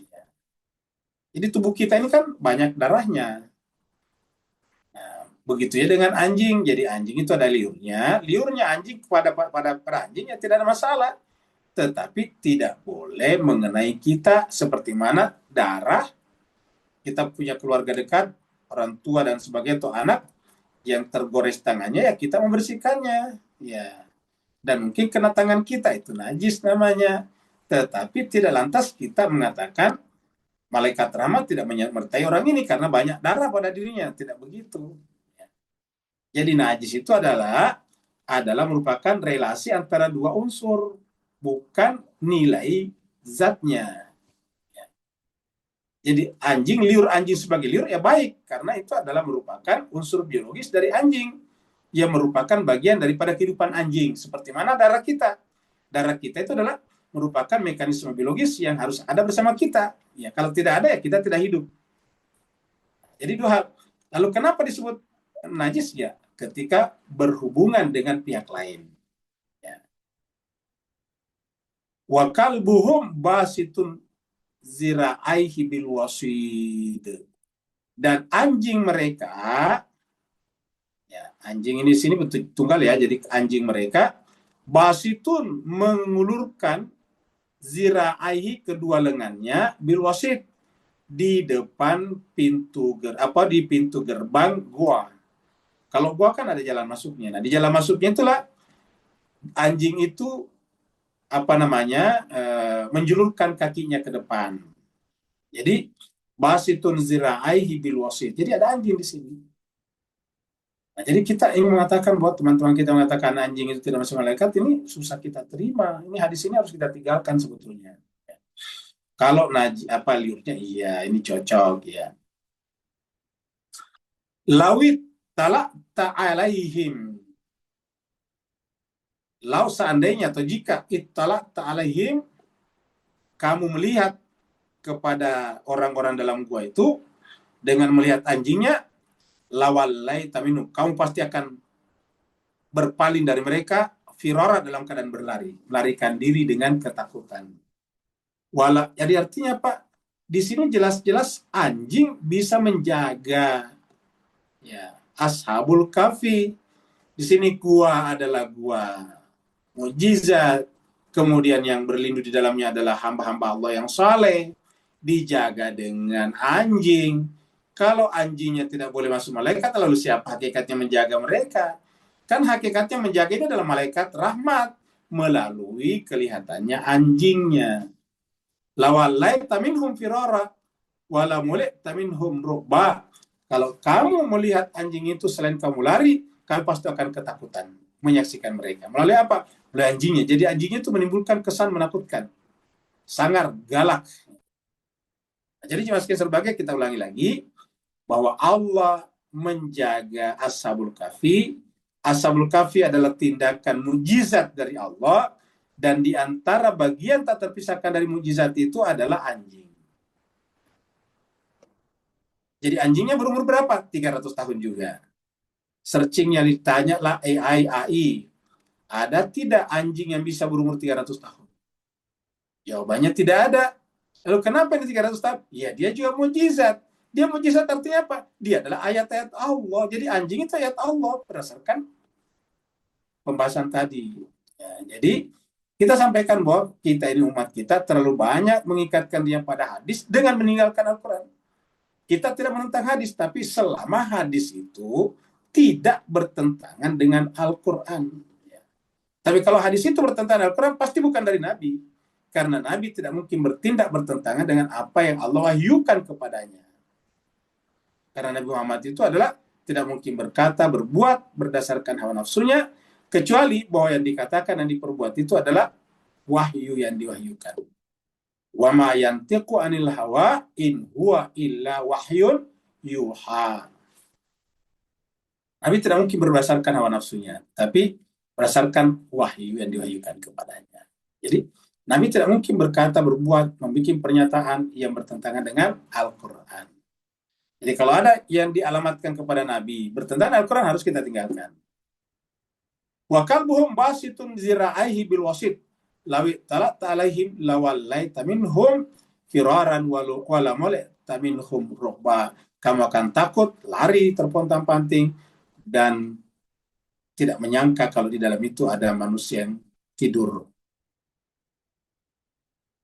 Surat Al-An'am. Wa nuqallibu afidatahum. Jadi ingat, hati itu juga berbolak-balik. Nuqallib. Makanya disebut juga dengan kalbu. Ini kata-kata hilangkan nunnya. Nun ini kami. Nunnya ini namanya huruf tambahan, namanya huruf mudhari. Kata dasarnya kaf, lamba. Kaf, lamba jadi kalbun. Ingat, bukan kalbu. Kalau kalbun, ka itu namanya anjing. Tapi kaf, kalbun. Nah, itu adalah hati. Ya.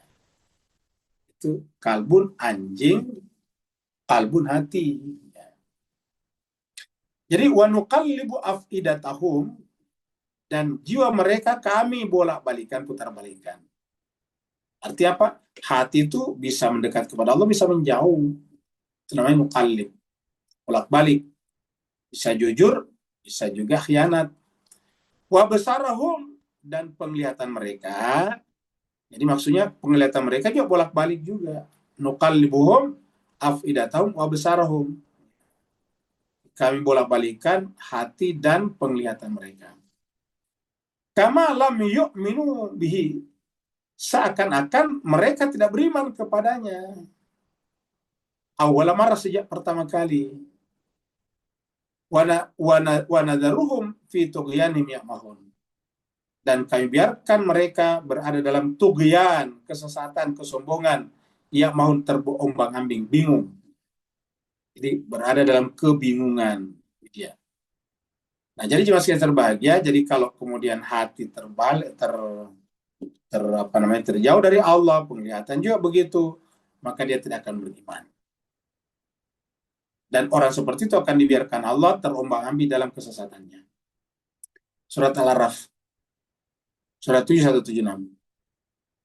Walau syi'na la rafa'nahu biha walakinnahu akhlada ilal ardi wattabahawahu. Ini berkenaan dengan orang yang tahu Al-Quran tetapi tidak beramal berdasarkan Al-Quran. Sebetulnya Al-Quran itu kami inginkan, la rafa'nahu, kami ingin dengan Al-Quran itu kami angkat derajat mereka biha dengan ayat-ayat Al-Quran. Walakinnahu, akan tetapi akhlada ilal ard, memilih untuk kehidupan dunia. Sehingga apa yang terjadi? Al-Quran, ayat-ayat tadi itu, ayat-ayat yang digunakan justru dipakai untuk mencari dunia. Wattaba'a hawahu, dan mengikuti hawa nafsunya. Sehingga kemudian yang disampaikan bukan Al-Quran, tapi sebaliknya. Famasaluhu, maka perumpamaan orang itu apa? Kamathalil qalbi, seperti seekor anjing. Nah, anjing masuk lagi dalam Al-Quran ini, surat Al-Araf. Ya. Ingat, dijadikan perumpamaan oleh Allah. Ya. Perumpamaan apa? Perumpamaan anjingnya tentu baik, tapi perumpamaan untuk manusia yang memiliki sifat seperti sifat biologis anjing tidak bagus. Artinya gini, kalau anjing itu selalu mengulurkan lidahnya, memang begitu, itu alamiahnya. Tapi kalau manusia kerjanya mengulurkan lidahnya, itu tidak bagus, karena namanya menjilat. Ya. Kalau istilahnya di Indonesia namanya ABS, asal Bapak senang. Semua laporan dibuat baik, sehingga yang buruk di lapangan tidak disampaikan. Masih banyak orang yang tidak dapat listrik, sudah dilaporkan 93% sudah dapat listrik. Nah, itu namanya apa? Laporan tidak berdasarkan realita. Nah, itu kenapa? Ya bukan berdasarkan akal. Berdasarkan apa? Ya lidah. Lidah itu menjilat. Nah, sini katakan, orang yang menjual ayat-ayat Allah untuk mendapatkan kehidupan dunia dan mengikuti hawa nafsunya, perumpamanya seperti anjing. In tahmil alaihi yalhad. Kalau kamu menghalaunya, dia tetap menjilat. Jadi tidak selalu kerja menjilat. Au tatrukuhu, atau kau tinggalkan, yalhad, dia akan tetap datang mengejar-ngejar, menjilat. Dalika matalul qaumil ladzina kadzabu. Itulah perumpamaan kaum, kelompok orang-orang yang mendustakan ayat-ayat kami. Termasuk tadi mendustakan surat Al-Kahfi. Faksusil qasasa, maka ceritakanlah kisah mereka ini. Kisah tentang orang yang diumpamakan dengan anjing ini. Kata-kata akhlada ilal ardi, untuk hidup di dunia dia menjilat untuk mendapatkan uang, pangkat, jabatan, dan sebagainya. Akhlada ilal ardi. Faksusil qasas, ceritakanlah kisah ini. La'allahum yatafakkarun, mudah-mudahan mereka berpikir. Jadi, sekarang kita lanjut lagi. Ayat 19.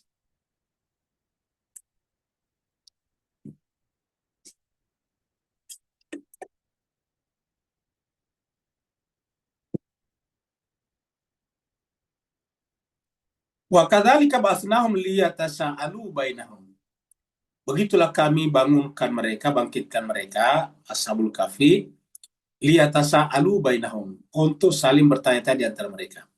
Jadi cuma sekalian berbahagia, bertanya-tanya, berdiskusi, bahkan sampai pada tingkat lebih ekstrim, berdebat kusir kuda, itu terjadi di dunia ini, alam dunia, alam materi, alam empirik.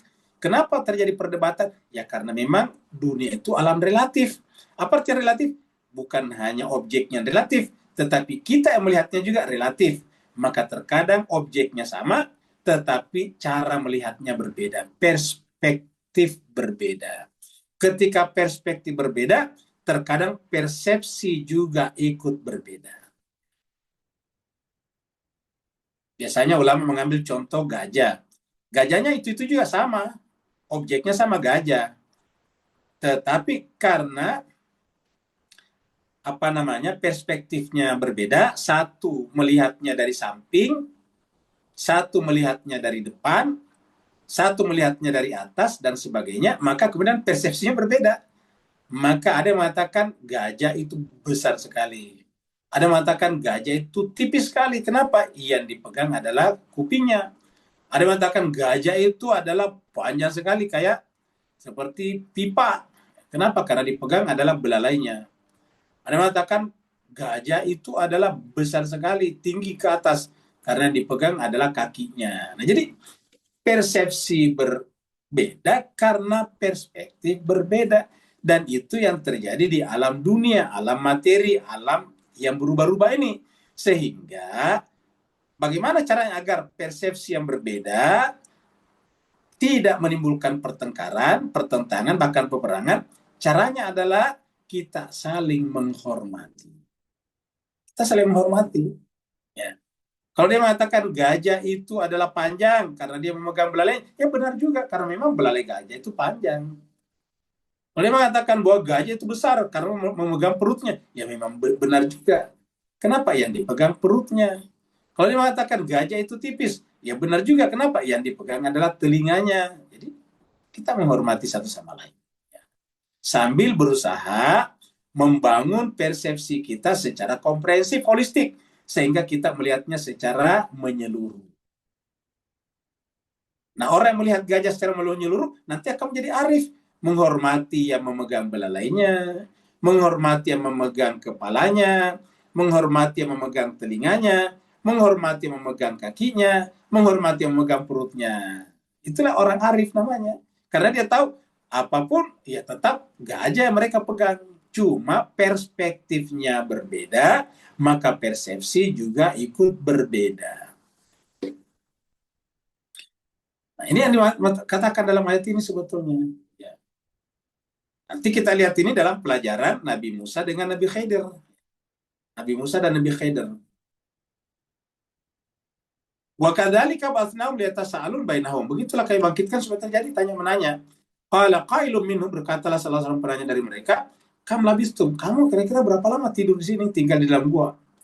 Qalu, mereka satu kelompok mengatakan, labisna yauman aw ba'da yaumin, kami telah tidur di sini selama setengah hari. Yauman satu hari atau setengah hari, yauman aw ba'da yaumin. Jadi sehari atau setengah hari atau sebagian hari. Kalau mereka yang lain mengatakan, yang lebih arif mengatakan, ya udahlah nggak usah berapa namanya nanti diperdebatkan itu. Kita harus hormati. Yang mengatakan sehari silakan, mengatakan sehari silakan. Kalau mereka berkata Rabbukum a'lamu, kita serahkan kepada Allah. Allah yang paling tahu bima labistum, berapa lama kalian tidur di sini. Faba'atsu ahadakum. Ya. Sekarang utuslah salah seorang di antara kalian biwarikikum hadhihi, dengan membawa mata uang ini ilal Madinah, ke kota, dan dengan catatan falyanzur ayyuha azqa ta'aman. Dengan uang itu kita mencari makanan yang suci. Berarti uang ini, materi ini, harta benda ini digunakan untuk mendapatkan makanan yang suci bagi jiwa kita. Nah, pertanyaannya, apa yang suci bagi jiwa kita? Kalau yang tubuh kita kan apa yang suci? Yang dihalalkan Allah, yang disembelih dengan menyebut nama Allah misalnya. Lalu bagaimana dengan jiwa kita? Ya dengan ilmu yang datang dari Allah, yaitu kitab suci. Jadi kalau dikatakan bahwa falyanzur, hendaklah memperhatikan, mencari ayyu azka ta'aman, mana makanan yang paling suci? Terjawab itu Al-Quran, kitab suci. Ya. Falyatikum birizqin minhu, maka dengan uang itu hendaknya mendapatkan rizki untuk jiwanya, bukan hanya buat tubuhnya. Dan orang yang mengkonsumsi makanan batinia dari kitab suci, maka waliyatalataf, dia akan bersikap lemah lembut. Fabima rahmati minallah lintalahu, disebabkan karena rahmat dari Allah, maka kau bersikap lemah lembut. Wala yush'iranna bikum ahada. Artinya orang luar terkadang tidak menyadari bahwa manusia ini adalah hatinya lembut. Kita lihat di sini surat An-Naba. Ini adalah tentang bertanya-tanya. Amma yatasaalun, tentang apa mereka bertanya-tanya? Jadi misalnya tentang sosok yang jelas pada zaman Nabi. Zaman Nabi, katakanlah Sayyidina Ali bin Abi Thalib. Itu nanti timbul perbedaan. Ya, ada nanti timbul perbedaan. Ada melihat Ali itu sebagai pemimpin tertinggi setelah Nabi. Ada melihat Ali hanya sebagai khalifah biasa saja. Nah, itu dia. Nah, nanti kemudian melahirkan apa? Melahirkan dua pandangan besar dalam Islam. Yaitu si A yang menganggap Ali lah yang punya hak wilayah setelah Nabi. Kemudian ada yang mengatakan tidak, Ali itu hanya sebagai khalifah yang keempat saja. Sunni namanya. Nah, ini kan sudah ada, sudah realitas, sudah menjadi existing condition. Bagaimana caranya? Kan tidak mungkin kita memaksa mereka bersatu. Nah, kita harus arif tadinya. Menghormati persepsi masing-masing. Kenapa persepsinya berbeda? Karena perspektifnya berbeda. Maka lahirlah tadi, ya tasa'alun, saling bertanya-tanya. Anin naba'il azim, tentang berita yang sangat besar. Jadi ini jemaah sekalian berbahagia. Jadi jelas-jelas orangnya kelihatan pada saat itu. Ali ada. Tetapi tetap menimbulkan perbedaan. Bahkan ada yang ekstrim melihat Ali sampai membunuhnya, seperti Abdurrahman Ibnu Muljam membunuhnya Ali pada bulan Ramadan di masjid. Seperti itu. Oleh sebab itulah caranya bagaimana kita saling menghormati. Surat Al-Mu'minun, surat 23 ayat 112. Qala, Allah berfirman kepada orang yang baru meninggal, kam labistum fil ardi, berapa lama kamu tinggal di bumi? Aslinya adada sinin, sejumlah tahun. Qalu, tetapi apa jawaban mereka? Labisna yauman au ba'da yaumin. Kami tinggal sehari atau setengah hari saja. Allah mengatakan fas'alil adin, kalau menyangkut masalah lahiriah, kembalikan kepada ahli lahiriah. Masalah kesehatan, datanglah ke dokter. Masalah jembatan, datanglah kepada insinyur sipil. Masalah listrik, datanglah kepada insinyur listrik. Masalah komputer, datanglah kepada ahli komputer. Seperti itu. Masalah adin, berkenaan dengan bilangan, datanglah kepada ahli bilangan. Matematika, datanglah kepada ahli matematik. Seperti itu. Ya. Kemudian, ayat berikutnya terakhir.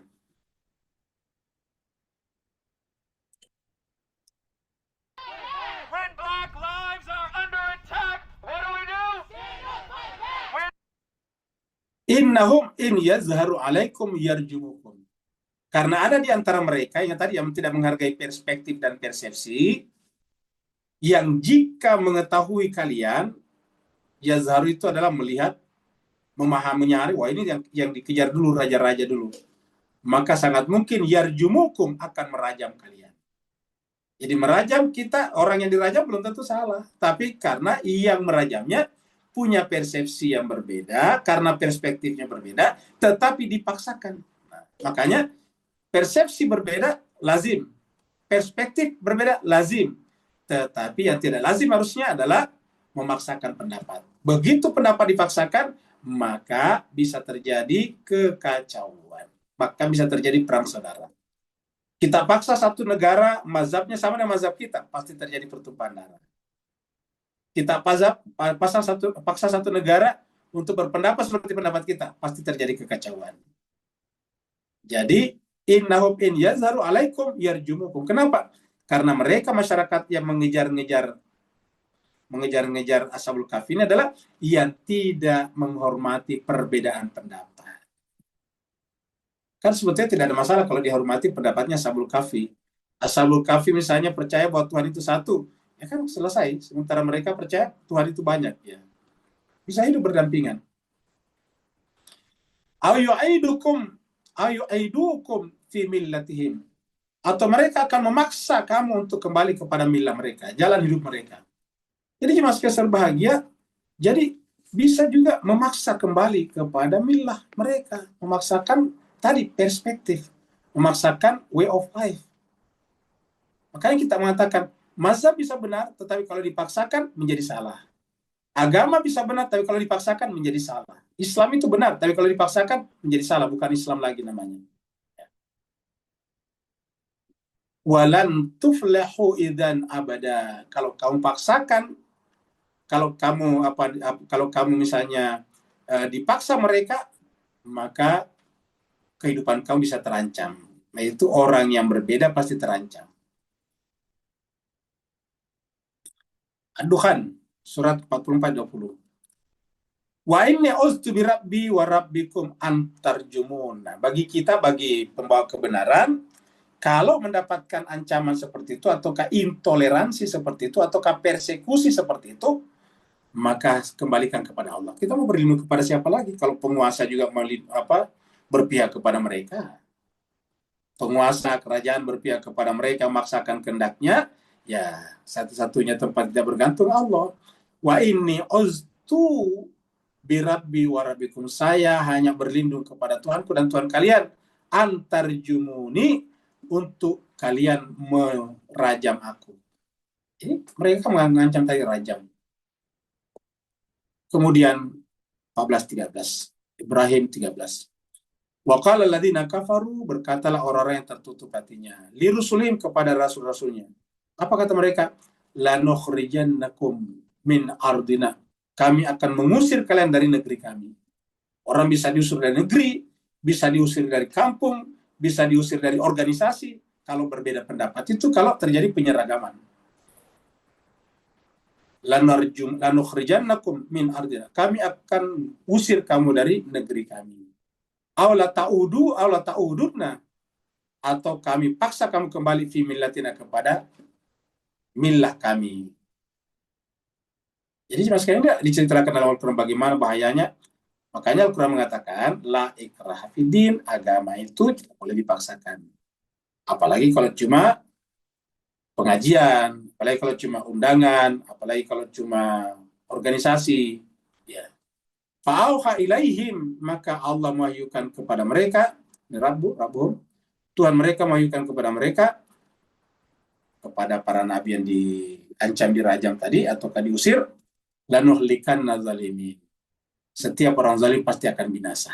Nah, inilah jemaah sekalian, sebagai keyakinan kita, orang zalim itu pasti akan binasa dan digantikan dengan keadilan, sebagaimana mereka mengisi dunia dengan kezaliman.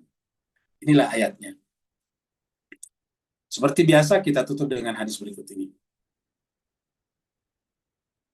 yaitu manfaat lain dari anjing. Ini disebutkan dalam hadis ini juga sekalian, bahwa anjing itu diabadikan dalam hadis Nabi juga. Ya, dan ini juga terkait dengan surat Al-An'am tentang berburu. Nah, ingat, ini hadis Bukhari nomor 6848. Jadi kalau memang anjing itu tidak, malaikat rahmat tidak bisa berjumpa dengannya, kenapa mesti boleh dipakai di sini? Dan ini diabadikan dalam hadis ini. Nah, di sini adalah dari mana ini? An Adi ibni Hatim, dari Adi bin Hatim, qala, berkata, Sa'altu Nabiya sallallahu alaihi wasallam, saya bertanya kepada Nabi, qultu, aku berkata kepada Nabi, ursilu kilabi al-mu'allamah, anjingku yang terlatih, maksudnya sudah dilatih untuk berburu, biasa saya lepaskan untuk berburu maksudnya. Ya Rasulullah, anjing saya yang terlatih berburu biasa atau masih sering saya gunakan berburu. Qala, maka Nabi menjawab, idza arsalta kilabaka, apabila engkau melepaskan anjing-anjingmu untuk berburu, anjing yang terpelihara ini, mu'allam itu anjing yang terdidik. Allah. Ingat, sampai sekarang juga anjing masih banyak terdidik ya. Polisi itu punya anjing terdidik, dipakai untuk mengendus kejahatan, narkoba, dan sebagainya. Itu sampai sekarang masih dipakai. Jadi dikatakan oleh Nabi, seandainya tidak boleh karena itu malaikat tidak mau masuk, kan tentu Nabi katakan jangan. Tapi Nabi justru mengatakan, iza arsalta kilabakal mu'allama, apabila engkau melepaskan anjing-anjingmu yang terlatih untuk berburu, wa dzakarta smallah, dan menyebut nama Allah. Bayangkan, melepaskan anjing, namanya anjing kan dilatih, kan berarti harus dia elus-elus, dipegang-pegang. Bagaimana bisa melatih anjing kalau tidak disayang, dijinakkan? Jadi wa dzakarta smallah, apabila kau melepaskan anjing untuk berburu dan menyebut nama Allah pada saat melepaskannya, famsakna, lalu anjingmu itu adalah berhasil menangkap buruannya, fakul, maka makanlah. Coba. makanlah. Bahkan boleh dimakan buruan anjing. Wa idza ramaita, begitu juga apabila kamu melepaskan bil mi'rad, apabila kamu melepaskan anak panah, fakhazaka, lalu kemudian anak panah kamu itu adalah melukai atau menangkap, menghentikan langkah binatang buruan, maka fakul, makanlah juga. Tentu sama, yaitu pada saat akan melemparkan panah, membaca bismillah juga. Jadi ini saya kira jelas sekali jemaah sekalian ya, bahwa ada hadis. Kenapa mesti hadis yang lain yang dipakai? Ini kan ada hadis yang sejalan dengan Al-Quran, bahwa anjing boleh dipelihara.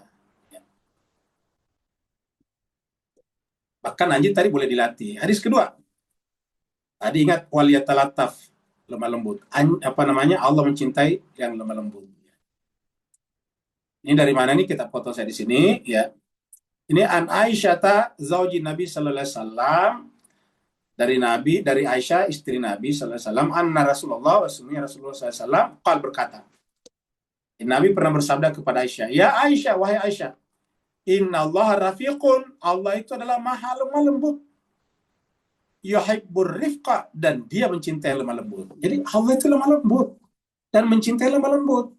Supaya apa? Supaya kita tadi menghormati perspektif, menghormati persepsi. Wa yu'tiya 'ala rifqi ma la yu'ti 'alal unfi, dan Allah akan memberikan kepada orang yang lemah lembut sesuatu yang tidak diberikan kepada orang yang keras. Al-unfi itu orang yang kasar. Jadi Allah memberikan kepada orang yang lemah lembut sesuatu yang tidak diberikan kepada orang yang kasar. Wa ma la yu'ti 'ala ma siwa, dan juga tidak memberikan apa saja yang diberikan kepada selainnya. Jadi artinya Allah memberikan banyak kepada orang yang lemah lembut, tapi Allah tidak memberikan banyak kepada orang yang kasar. Terutama hal-hal yang datang dari Allah. Ini hadisnya riwayat Muslim nomor 4697. Jemaah sekalian berbahagia, waktu kita sudah lewat ya, tetapi tidak apa-apa, mari kita tutup dulu majelis kita dengan membaca doa untuk almarhumah Ibu Heti binti Manopo, yaitu ibu mertua daripada jemaah tetap kita, Ibu Galuh Haryanto, yang meninggal dunia tadi siang dan akan dikebumikan besok. Semoga almarhumah diterima di sisi Allah SWT. Ala hadiniya wa likumatian salihah bihaqqi Muhammadin wa ali Muhammad wa bihaqqil Fatihah wa bisirril Fatihah wa bimu'jizatil Fatihah wa bikaramatil Fatihah wa bihormatil Fatihah, khususan ila almarhumah Ibu Heti binti Manopo. Al-Fatihah ma'as salawat. Allahumma salli ala Muhammad wa ali Muhammad. Allahumma salli ala Muhammad wa ali Muhammad. Allahumma salli ala Muhammad wa ali Muhammad. A'udzu billahi minasyaitonir rajim. Bismillahirrahmanirrahim. Alhamdulillahi rabbil alamin. Ar-Rahmanir Rahim. Maliki yaumiddin. Iyyaka na'budu wa iyyaka nasta'in. Ihdinas siratal mustaqim. Siratal ladzina an'amta 'alaihim ghairil maghdubi 'alaihim waladdallin. Amin. Allahumma ghfir li almarhumah Ibu Heti binti Manopo. Allahumma ghfir laha warhamha wa'afiha wa'fu anha wa akrim nuzulaha wasi madkhalaha warfa darajataha wa dakhilhal jannata mal abrar ya aziz ya ghafar ya arhamar rahimin. Allahumma ya Allah Tuhan kami, ampunilah segala dosa dan kesalahan almarhumah Ibu Heti binti Manopo. Maafkanlah khilaf dan alpanya, bukakanlah pintu-pintu langit untuknya, dan terimalah almarhumah di sisi-Mu ya Allah Tuhan kami. Muliakanlah tempatnya di sana, lapangkanlah kuburannya, tinggikanlah derajat dan kedudukannya, dan masukkanlah almarhumah ke dalam golongan para nabi, para rasul, dan orang-orang saleh lainnya. Jadikanlah amal-amal ibadah yang ditinggalkannya menjadi amal jariah bagi almarhumah, dan anak-anak cucu yang ditinggalkannya menjadi anak-anak yang saleh dan saleha, yang senantiasa menjaga kebenaran agama-Mu ya Allah ya Tuhan kami. Dan kami semuanya yang ada di sini, Allah, susulkanlah nanti kami kepada almarhumah dalam keadaan husnul khatimah bersama dengan al-abrar. Allahumma rabbana atina fid dunya hasanah wa fil akhirati hasanah wa qina adzabannar wa tawaffana ma'al abrar ya aziz ya ghafar ya arhamar rahimin. Syukran Ustaz. Ya, Puan. Yang mau bertanya dipersilakan. Assalamualaikum Ustaz. Waalaikumsalam warahmatullahi wabarakatuh. Silakan.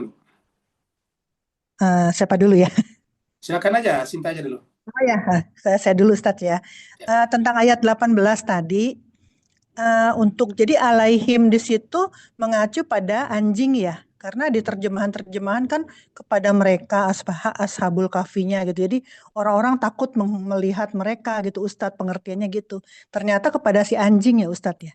Bukan, Itu saja. kepada Ashabul Kahfi. Oh, yang tadi Ustadz terangkan mereka takut ngeliat anjing yang galak itu gimana Ustadz? Ya, maksudnya takut mereka melalui anjing. Tapi merekanya itu adalah jamak. Sedangkan anjing kan cuma satu tadi kita terangkan. Iya. Iya. Anjing itu Oke. tunggal, sedangkan tadi alaihim, him itu jamak. Tidak mungkin diartikan ke anjing. Karena him itu adalah domir untuk banyak. Oh ya. Jadi selain mereka melihat anjingnya, mereka juga melihat ashabul kafinya di dalam gua gitu ya, orang-orang itu ya Ya, Ustadz. jadi coba kita lihat tadi lebih tepat. Ayat berapa tadi lagi lupa? 18. 18 ya. Coba kita lihat di sini 18 ya. Nah, ini kita lihat. Nah, jadi di sini kita analisa bahasa Arab pakai buku 1. Bahasa Arab buku 1. Wa tasabhum aiqada wa hum ruqud. Kamu menyangka mereka humnya di sini adalah, ingat humnya di sini adalah ini. Humnya di sini adalah ashabul kahfi. Kamu nyangka ashabul kahfi itu bangun, padahal mereka ashabul kahfi adalah tidur. Wa nuqallibuhum, kami bolak-balikkan mereka. Humnya di sini adalah ashabul kahfi, jamak ya. Ke kiri dan ke kanan. Wa kalbuhum, nah ini kalbu itu tunggal, hum mereka. Jadi ini namanya mudah-mudah nilai anjing mereka, anjing ashabul kahfi. Kalbuhum, anjing mereka. Basitun, mengulurkan. Makanya bentuk tunggal di sini basitun ini adalah isim fa'il. Mengulurkan. Kenapa? Karena anjing mengulurkan. Zira'ai, kedua lengannya. Zira'ai ini dua di sini dua. Dari kata zira'ani menjadi zira'aini. Nunya dihilangkan menjadi zira'aihi. Ini buku 3. Ya. Jadi basitun zira'aihi bilwasit, di pintu gerbang gua. Kalau kamu melihat itu ini, lawit talakta, ya seandainya kamu melihat alaihim, him itu kepada ashabul kahfi, ya melalui anjingnya tadi.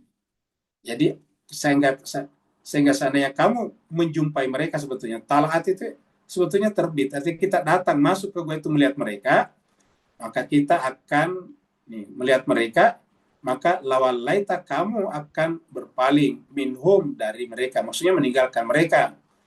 Salah dalam keadaan firara, lari. Kenapa? Karena anjing tadi ini jadi di sini. Jadi ini anjingnya di sini. Jadi kalimat ini wa kalbuhum basitun bizira'aihi yang menyebabkan kita takut kepada mereka, bukan pada anjing. Seperti itu. Artinya takut kepada mereka itu melalui anjingnya. Karena ada anjing yang menjaganya. Contohnya kita mau masuk ke rumah orang, kita ada anjing, artinya kita tidak masuk ke rumah itu takut karena ada anjingnya. Sebetulnya bukan takut ke rumahnya, tapi anjingnya. Nah, tapi disebut takut ke rumah itu, tapi anjingnya. Walau mulai taminhum roba, kamu akan lari. Saya kira begitu. Ada lagi? Terima Pak kasih Ustadz. Ustadz. Ya, sama-sama sih. Ada lagi berikutnya? Pak Ustadz. Wow, Pak Ustadz. Ya, silakan, Pak. Pak Ustadz, saya agak bingung aja ya. Maksudnya, sebenarnya ini pertanyaan dari dulu soal anjing nih. Di hadis tadi, Pak Ustadz bilang tertera di hadis yang Pak Ustadz sampaikan bahwa jika anjing yang udah terlatih, kemudian ketika dilepas mengucapkan Bismillah, maka halal istilahnya daging buruannya. Padahal di hadis yang lain bilang air liur anjing itu kan najis ya Pak Ustadz ya. Bahkan kalau kena di badan kita harus menggunakan tanah salah satunya selain air. Nah, padahal ketika dia menerkam itu kan tentu tercampur gigitan air liurnya di dalam daging buruan itu. Gimana Pak Ustadz menyikapinya? Makasih Pak Ustadz. Oh iya, itu aja. Ya, Nah, jadi jemaah sekalian, di hadis yang lain lebih panjang. Kita ambil hadisnya yang pendek aja. Itu hadis tentang anjing tadi panjang, berkenaan dengan berburu dengan anjing. Di hadis yang lebih lengkap dikatakan kalau anjing itu menangkap buruan karena air liurnya itu adalah najis, maka dipotonglah bagian yang digigitnya. Oh. Jadi bagian yang digigitnya itu wawa harus potong dulu. Ya. Jadi potong, baru dihilangkan. Jadi yang bagian digigitnya aja kan dipotong, dilepaskan Ya, kalau itu sedikit nggak aja. apa-apa, Pak. Ya, jadi itu dibuang gitu. Ya, tapi tindakan yang paling pertama dulu adalah wawa latih anjingnya dulu. Nah, wawa udah beli anjing. Beli anjing dulu. Itu pertamanya beli anjing, baru kemudian dilatih untuk berburu. Karena kalau belum beli anjing, belum dilatih, ini pertanyaannya namanya omon-omon, ya. Lesi. Iya, Pak. Beli anjing terus berburu, Pak. Iya, harus beli anjing dulu. Nanti anjingnya diterbangkan ke Taiping, ke tempatnya Pak Haji. Sana kan ada kebunnya Pak Haji, di sana berburu nanti. Berburu durian kalau itu mah Pak Ustadz, bukan berburu daging. Ada lagi yang lain sebelum kita tutup? Saya kira tidak ada lagi, kita akhiri sampai di sini. Terima kasih banyak atas perhatian Bapak Ibu sekalian. Mohon maaf atas segala kekurangan. Wa'alaikum minkum. Wassalamualaikum warahmatullahi taala wabarakatuh. Waalaikumsalam warahmatullahi wabarakatuh. Terima kasih Pak Ustaz. Sama Pak Ustaz. Ustaz.